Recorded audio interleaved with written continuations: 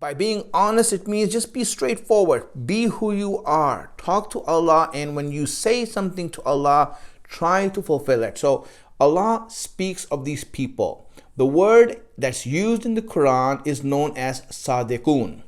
When they deal with Allah, they do not play games with Allah. They're not sneaky. They don't try to lie or deceive. They are just candid and honest and straightforward.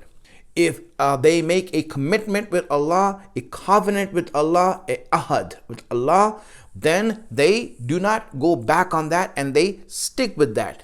Those who do, these people are known as people who are honest in their dealing with Allah. Whenever we made that declaration that we are a believer, it is actually a commitment we have made, a deal we have made with Allah. So Allah gives this example of people who fulfill their commitment to Allah.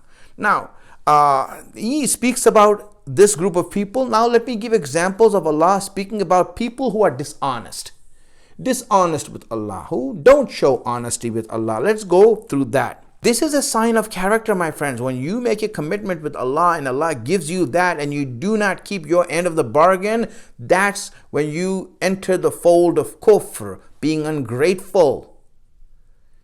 That is a sign of lack of character. Not fulfilling our oath is a lack of character.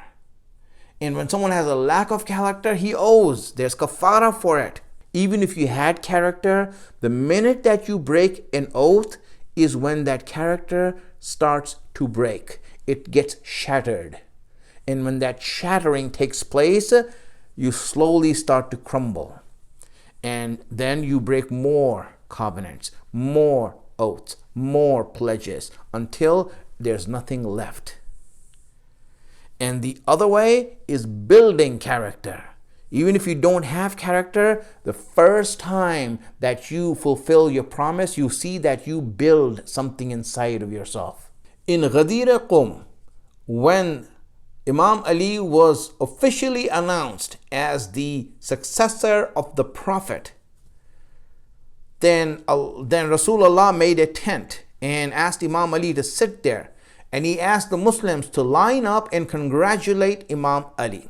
So the first people to congratulate Ali were the first ones to break the promise.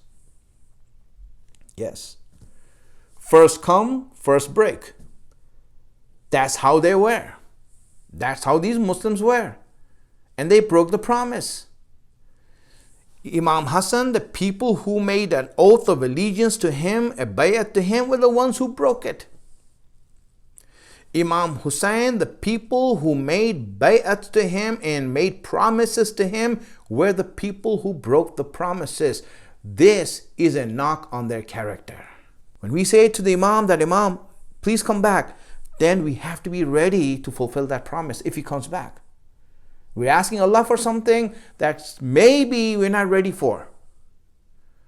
And it's better for us not to ask if you're not ready for it. Because if it comes, it's going to be a huge knock on our character and our faith.